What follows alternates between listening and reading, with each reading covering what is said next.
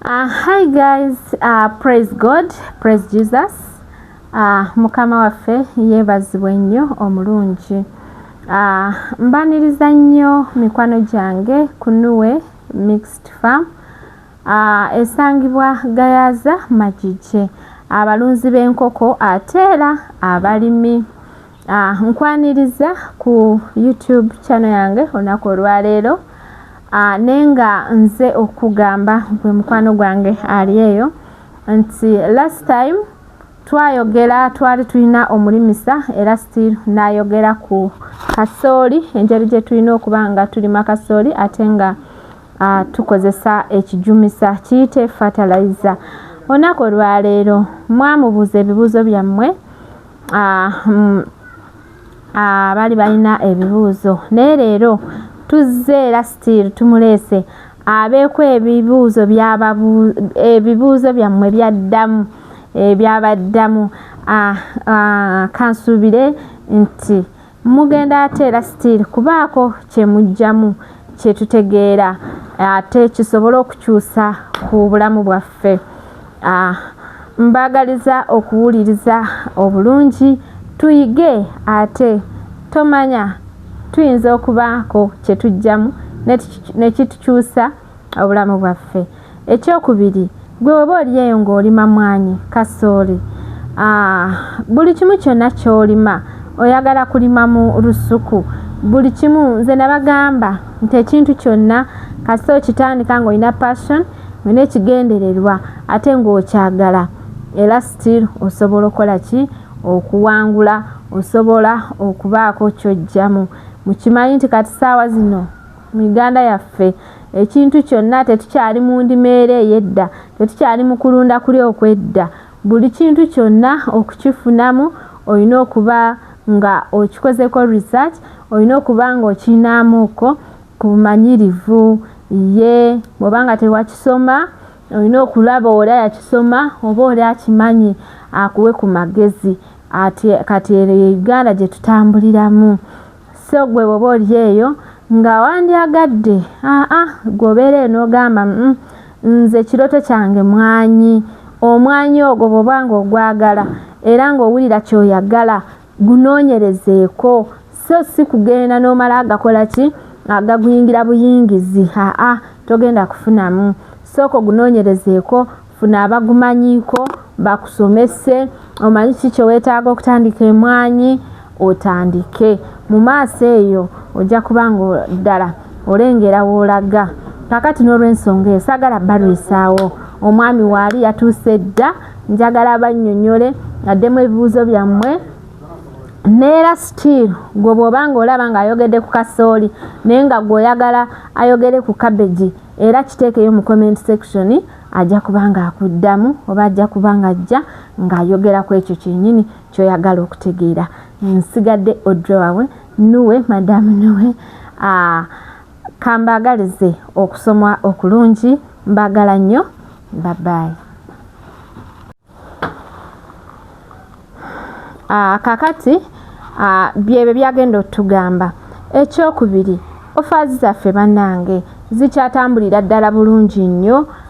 Kummwe abantu abali ebweru tugenda kukoma offers zaffe zigenda kukoma mu mwezi ogw'omukaaga ez'enkoko, omwezi ogwokuna ez'enkoko. Kati ate nammwe abali mu security nabagamba nti abantu abali mu security nabawa offer, oba ogikolera wano oba ogikolera bweru w'eggwanga, so long as oli mukuumi wa ddembe. Tutandikira ddala ku defense w'ekyalo mpaka ku ranks ezisembayo mu buli department yonna, so long as oli mukuuma ddembe. Offers zammwe zitambulira ddala mpaka mu mwezi ogw'omukaaga. Kakati nga tukulozinga offers z'abantu abali ebweru, mukwano gwange omusomesa, gwe bw'oba oli musomesa, bw'oba oli driver, bw'oba nga oli musawo, bw'oba oli musomesa, bw'oba oli driver, bw'oba nga oli musawo, beera nga weeteekateeka nga lumu omwezi ogwokuna tugenda kuba nga tutandika okuregistaringa offers zammwe. Ffenna nze nabagamba nti tugenda kulima, tugenda kulunda ate tugenda kuva mu bwavu. Sigenda balwisaayo, kati lawo mulimisa kyagamba mbagaliza okuwuliriza obulungi ate kansubire nti olina kyogenda okujjamu ekigenda okukutaasa. Bw'oba olima nnyaanya, bw'oba olima cabbage, bw'oba olima watermelon, buli kimu kyonna ng'olima mwanyi, ebitooke byagala okulima, greens, butungulu, bannange omulimisa waali okuba nga akuddamu ekibuuzo kyo oba okuba nga akuyamba mu buli challenge yonna gy'ofuna mu by'obulimi. Tukubireko ku namba z'essimu 0787 40 88 11. Nabagamba mmwe abagala okusoma ebyokulima tubeera ne trainings waneene waka every Sunday. Neera still nawe osobola okutukubira ku namba z'essimu ezo ne tukolera appointment n'ojja n'oyogera n'omulimisa. Mbagala nnyo, katuwulirize tulabe byatugamba.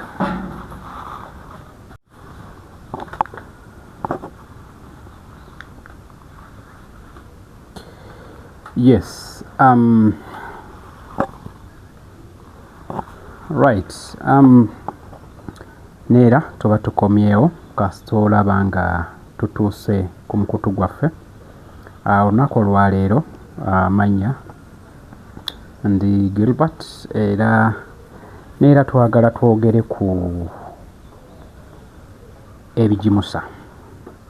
Video eri yavuddeyo waliwo yatusabye nti tutangaze ku bawuliriza baffe oba ku balabi how exactly do we put fertilizers in our maize.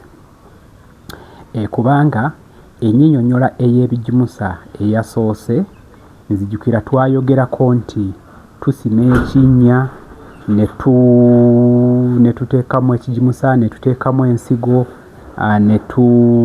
ne tubikka.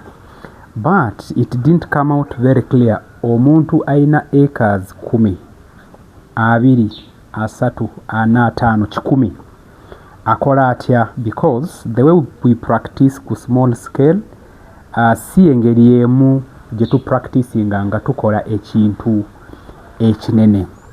So nno n'olwaleero tugguse ku mukutu gwaffe ogwa Farmers Media UG ne Nuwe Local Poultry Farm era abatulaba mukola kyamaanyi.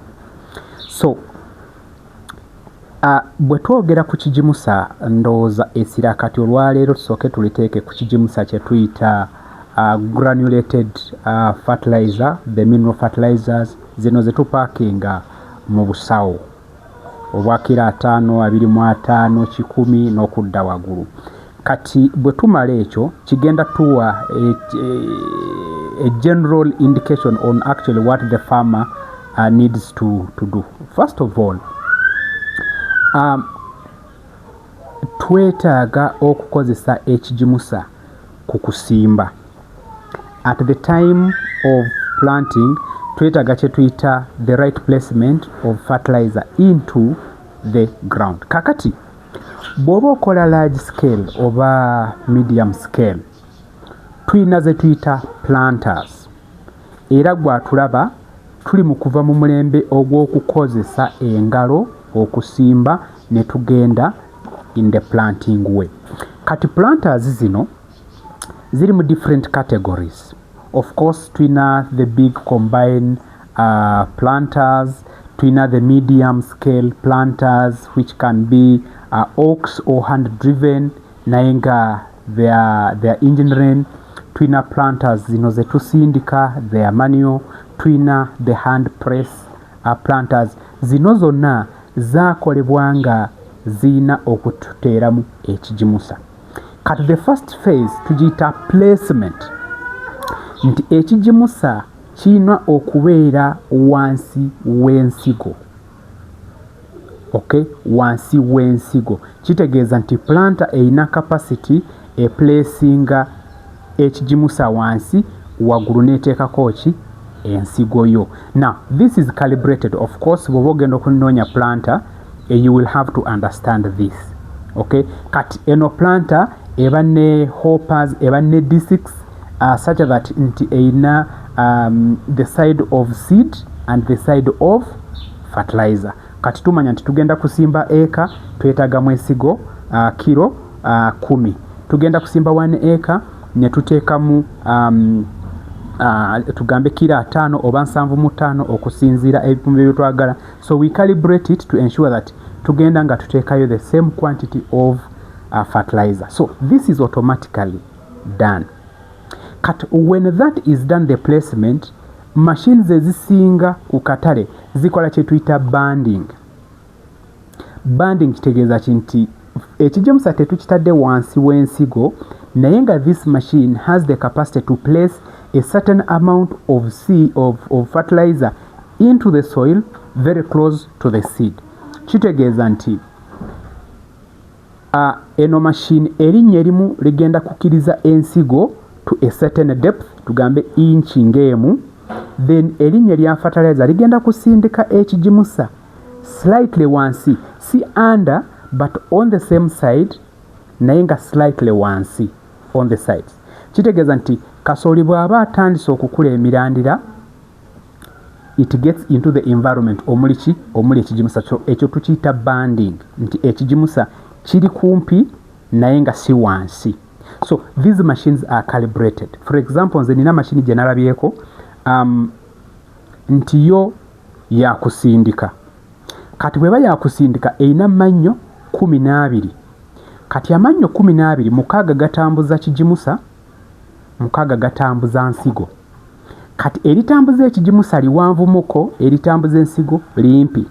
So bw'ogenda ng'osindika bweteekayo ensigo era nga weteekayo ekijimusa, bweteekayo ensigo bweteekayo ekijimusa. So this is automatically done and it is calibrated for you, and it is calibrated ogamba nti every 30 centimeters wagendayo ekijimusa n'ensigo. So it is calibrated, side emu kiba kijimusa, side endala kiba ki eba nsigo. Now that is at planting. So kitegeeza nti gwe asimba kasooli nga oyina ekibangirizi kinene ng'oyina ettaka ddene, you need to think of looking for a planter. So this planter will have the specifications.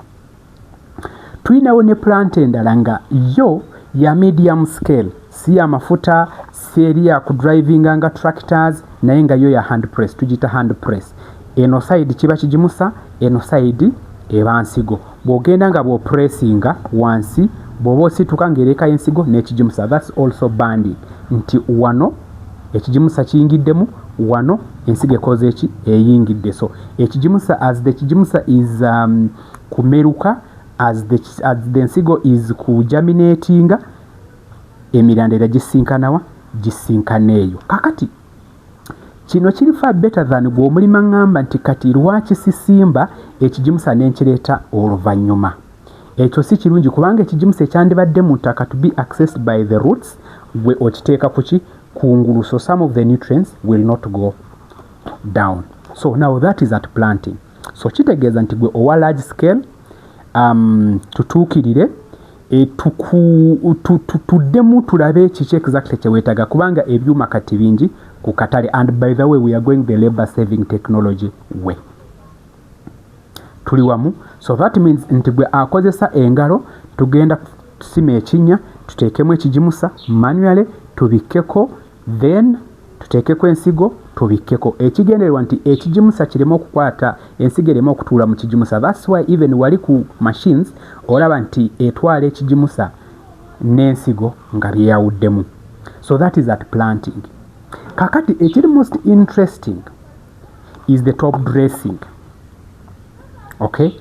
Top dressing wano tutegeeza nti twongerako ekijimusa nga kasooli avudde mu ki, nga avudde mu ttaka. Kati kyekimu tusobola okukozesa machines oba ebyuma okwapplyinga ekijimusa nga tulina big space. Naye at first bw'oba wakukozesa ekijimusa ng'okozesa machine, your soil must be slightly wet. It cannot be dry. Kubanga bw'eba dry kitegeeza nti amannyo g'ekyuma tegagenda kola ki, tegagenda kukkirira mu ttaka. So you need to wait at least for a rain or two, and then you can be able to do what? You can be able to use the machine. Kakati at top dressing, we have two options. One, waliwo abakozesa the spreaders. Now, kukusimba jukira wale twakugamba nti bw'oba osimba nga tugenda kukozesa big machines, tusimba 2.5 feet by either 25 or 1. foot 25 centimeters or 1 foot. Ekigendererwa nti tulina space machine wesobola okukola ki okuvugira. Kati eno machine ebaako ne ebeera configured nti it has hoppers, it has rotators, nti tugifeedinga ne fertilizer, then the fertilizer is fed into the hopper which pushes the fertilizer mu system egikanyuga ku speed. So this one does broadcasting. Kati bw'oba ogenda kukola broadcasting kitegeeza nti tulina okuba nga tuli specifically tuplantinze at certain intervals. Ekigendererwa nti ngenda kutwala spreader ng'amanyi nti eno ngenda kukwata lines 2 ne wano lines 2 awo ekigimusa wekigenda okukola ki wekigenda okukoma. So it is calibrated. So tumanya nti empeke ezimu zigenda genda at a distance endala zigenda genda kumpi. So tugenda nga tukuba ekigimusa generally mu kasooli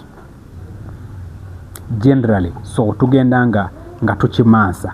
Ekigendererwa nti jukira twakisimba kumpi so omwo kigenda nga kituuka ku kasooli. But obuzibu obuli ku ekyo nti tuba twasimba awali 2.5 feet. Kati ekigimusa ekigudde between the 2.5 feet lines tekigenda kubeera effectively utilized. So that creates some form of kyetwandiyise waste. Kati now bwe tuva ku spreader as a top dresser, kati now tukomyewo kye tuyita banding nti ekigimusa kino tukiteeka at specific intervals. Kati jukira bwe tuba twasimbye centimeters 25 oba centimeters 3, kati tukalibrating ekyuma ne kigenda nga ekigimusa tukiwa ku line ya kasooli. So kibeera calibrated nti bwe kituuka wano kigenda kutambula ne lines 10 oba 2 nga buli ku line bwe kigenda nga kiteekako kigenda nga wekiteekako kasooli. So kati ekyo nakyo ino kimanya nga tonabakola ki tonaba kigula. Era ebiseera ebisinga ogenda okulaba nga ku line kwa kasooli kuliko ka line aka white oba ka blue, kitegeeza nti awo twagenze nga tumansako ki ekigimusa. So that means nti kati bwe tugenda nga tubandinga bwe tutyo ekigimusa kigenda kukka mu ttaka. Bwe tuba tetukoze banding eya line tugenda nga tukola banding just at the spot of the maize, especially bana baba bakoze amabanga amanene. Ne of course bwe tuba tukoze line centimeters 25, why do we band at the maize? Yet it will be put in the line. Kitegeeza nti ojja kusanga nga ekigimusa kimazeeyo.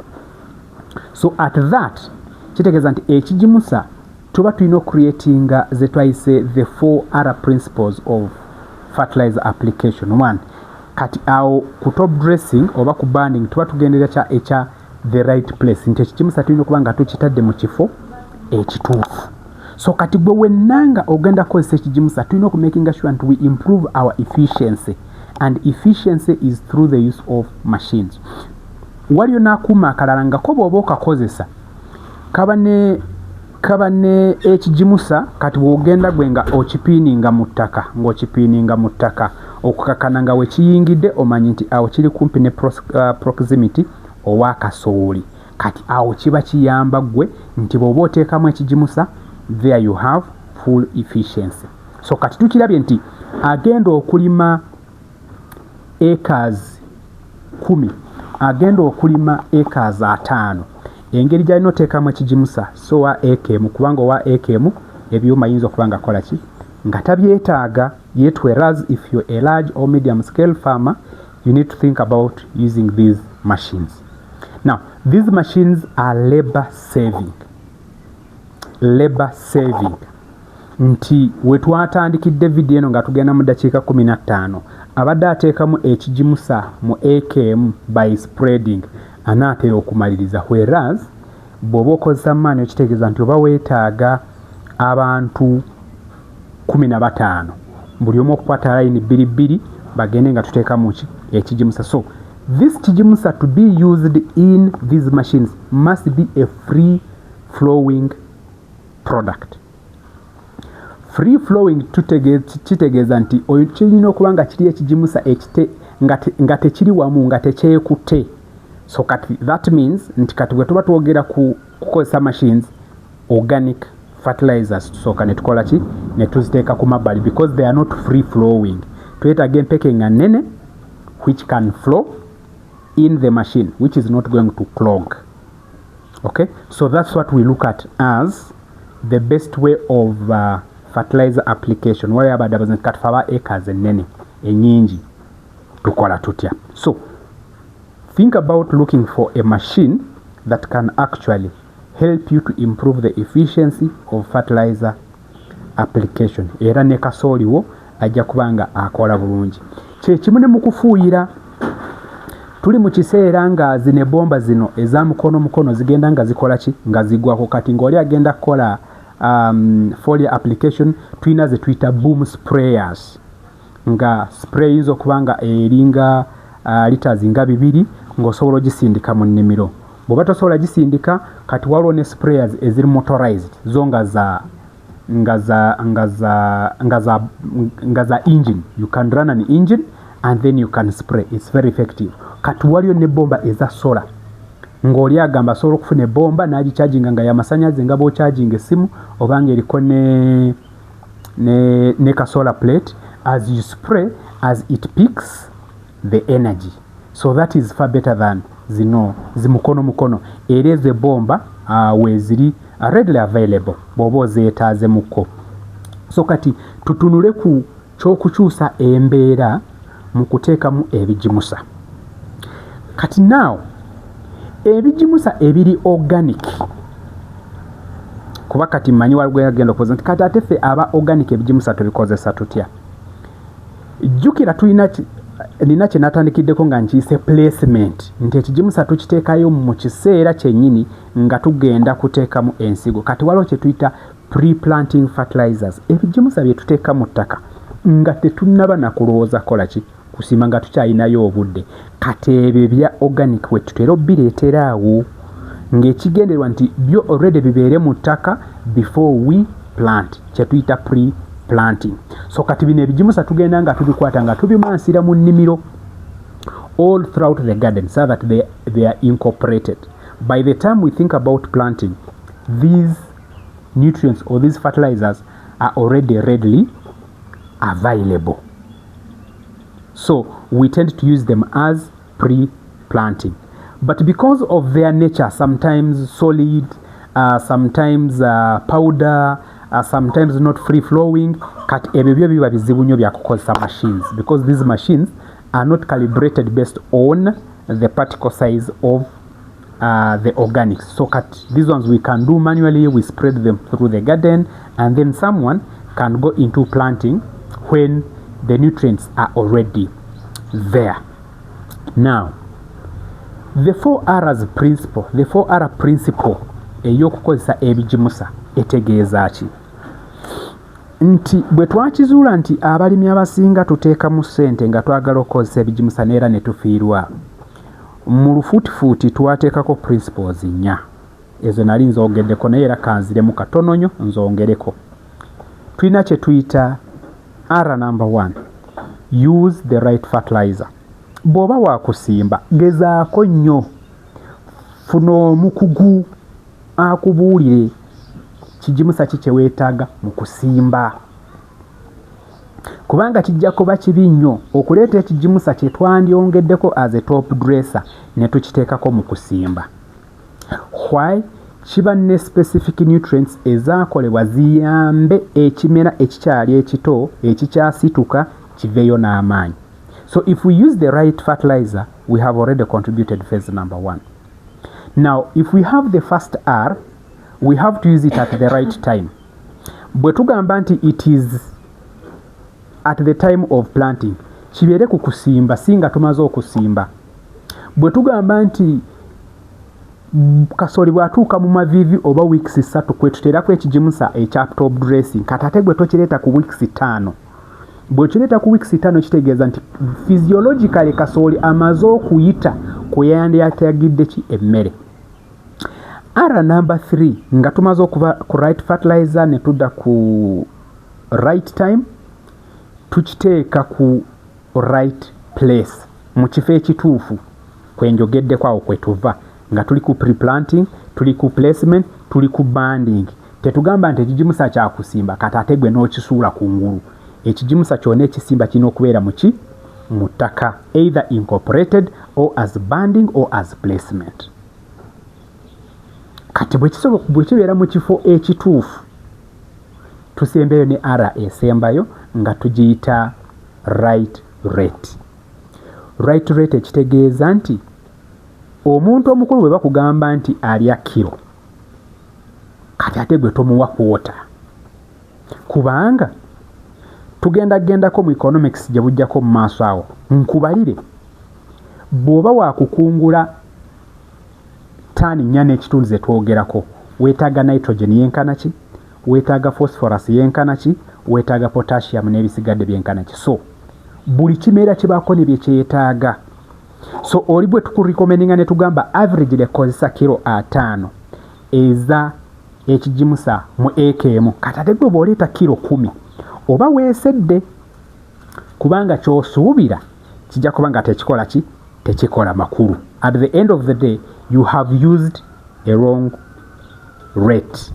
Kibanga abasajja abakulu abanene nga bakola ne bawola ne bagenda ku joint ne bagamba nti mutuweeyo half naye nga bali abantu 5. Ndowooza bali akanta ako ndowooza mukategedde. Kati half ebe n'abayamba ki? Waakiri buli muntu omukulu yandibadde alya kilo. Kati ekirungi ennyo bandituuse ne bagamba buli muntu temereyo kilo 4. Awo manya nti banabo bangakoze eki nga bakkuse. So if we talk about the right rate, it is critical. Naye ate oli agamba ekijimusa nga bakiseera. Yes, it is the economics. Era tulina okuba nga tukola ki? Tukitunuulira. So kati gwabadde agamba nti ekijimusa kitumalira obudde okukiteekamu okukikozesa kina emitendera mingi. True, because for you to get there you must practically harvest what you need.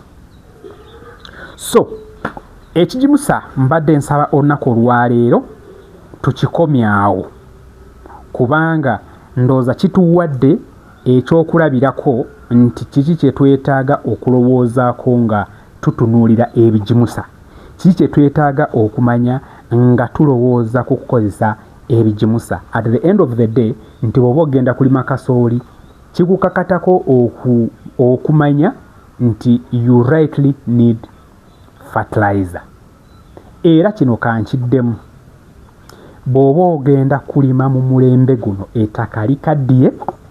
We have had a lot of changes in climate, in weather, in soils, in farming patterns, mu bintu byonna. Kati toyina kulowooza okugenda mu nnimiro nga toyina kijimusa. Kabibe binyeebwa, obutungulu, ebijanjaalo, ensujju ze mwagambye nti twogereko kasooli completely. If you plan to go to the garden without any form of fertilizer, you have already lost now currently more than 50% of your expected yield. Kubanga mu Uganda bwe turatinga the rate of use of fertilizers, kigambibwa research eraga nti ffenna mu Uganda bw'otugatta awamu tukozesa kilo 3 n'ekitundu mu hectare emu. Kilo 3 n'ekitundu in 1 hectare. Hectare erimu acres 2 n'ekitundu. Kitegeeza nti mu eka gwe nanga atulaba okozesa kilo nga 1 n'ekitundu mu eka ki emu. Era nkimanyi nti kati waliwo wano omuntu atakozesangako wadde ne fertilizer n'emu. Waliwo atamanyi NPK kitegeeza ki, waliwo atamanyi ne fertilizer kitegeeza ki nga tagirabanga nako. Naye ffe we twakulira nga batugamba Uganda the pearl of Africa. You know, I think even in our national anthem, we have that verse which said fertile soils.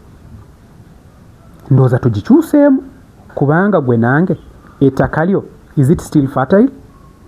In that anthem, does it still apply? Or we should say our soils which used to be fertile. And by the way, amazima matuufu, ekintu ekyo kitusibye mu bwavu. Gwe andaba bw'oba oyagala okumanya nti oli mwavu, laba ettaka lyo terisobola okukola ki, okuproducinga. Because earth, soil is the mother of all riches and production. So if you cannot mine a mineral out of it and you sell it, but you have to use it, Whether you're doing animal husbandry, you don't have pastures. Whether you're doing crop husbandry, you don't have crops. So if your level of soil fertility cannot sustain yield, then that is the first phase of your poverty. Otherwise, you'll get the seed, you'll get everything, you put it in the soil, and it cannot come out as expected to be able to yield. So think critically that soil fertility management systems is the backbone of all wealth creation activities. Kubanga tulina bwogenda kungula binyeebwa nga tebiridde, togenda kungula bijanjalo nga tebiridde. So bw'obanga oli mulimi wenna w'oli oba whatever crop, think about it. You must plan to feed it in the first phase before you think of any harvest. Obadde mulabi mulungi nnyo era nkwebaza. Share this video. Please like and subscribe.